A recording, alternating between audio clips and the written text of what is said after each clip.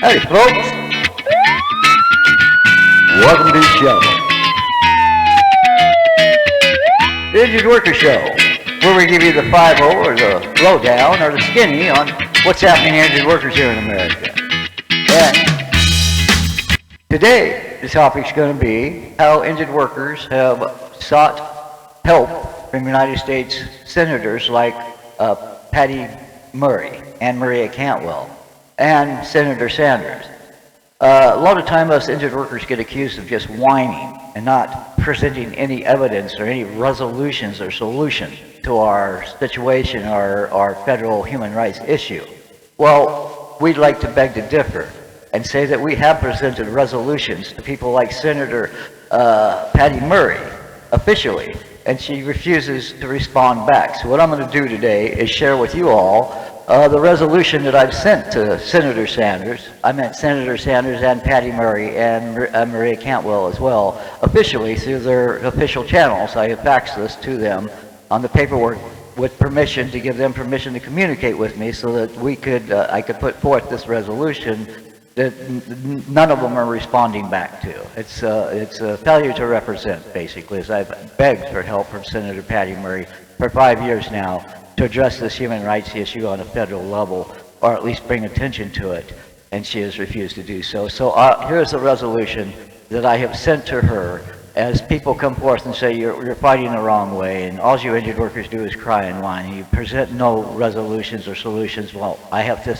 beg to differ. Here's the official resolution I've sent to our United States Senator Patty Murray.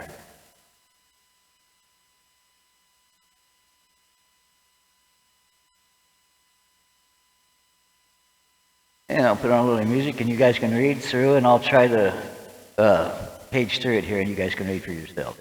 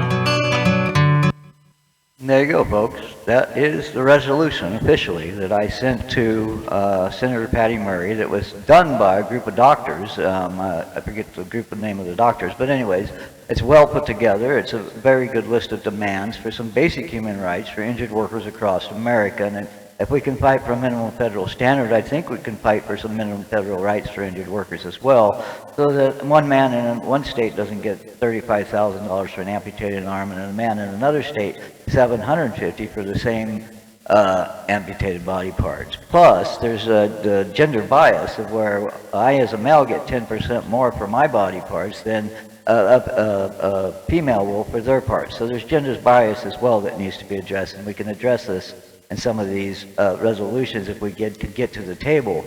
Yet we can't get to the table because people in our own, on the left, progressive left, seem to not want to do what even Senator Sanders himself 5 years ago and Patty Murray in a letter told us needed to be done for the workers of America to stop a class war from being waged upon us.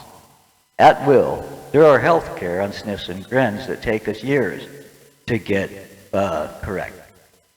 Anyways, thank you for taking your time to listen. And when people say we're enraged, yes, we are.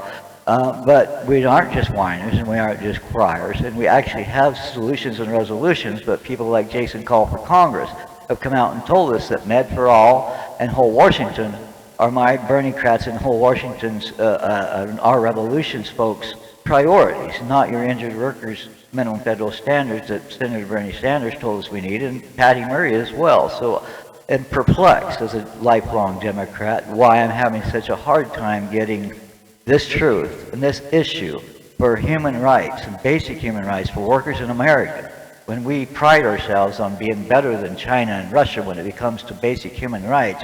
Yet I can't get people to help me put this issue on the table, as we've lost on things like Whole Washington and Med for All now for 5 years. And we told to go away with our issue. There's something wrong with that at this point, especially since when we can trace back 15% of a takeaway from the insurance industry's own records that the employers are really happy that the grand bargain benefits have been taken away 15% over the last 5 years nationally for our injured workers. And it's been a 10-year trend. So that's a 15% takeaway, not just from injured workers, from anyone who works in America, because that affects us all in the long run, because none of us is immune from an on-the-job injury. And 1 in 4 of us will be affected by this work comp and SSDI cost shifting that goes on. Anyways, thank you for taking the time to listen, and do take time to slow it down, and I'll put a link into this resolution that I put up. Sometimes it doesn't go through all the way, so you have to click on it a couple times for it to always work. That's one reason I made the YouTube video, so as I could make sure people see this and see that I did try to seek help from people like Senator Patty Murray on this issue, and even my state rep, Emily Wicks, and Mike Sells, and Emily Wicks seem to want to have people press harassment charges on me rather than get this resolution on the table for the America's injured workers and America's workers as a whole. Thank you, and have a good day. And let's go out with the Injured Worker Show. Got a tune. Like I said, we're trying to break it down, give you the 5-0 and the skinny and the lowdown on what's happening to injured workers in America and the solutions to stop a class war on it.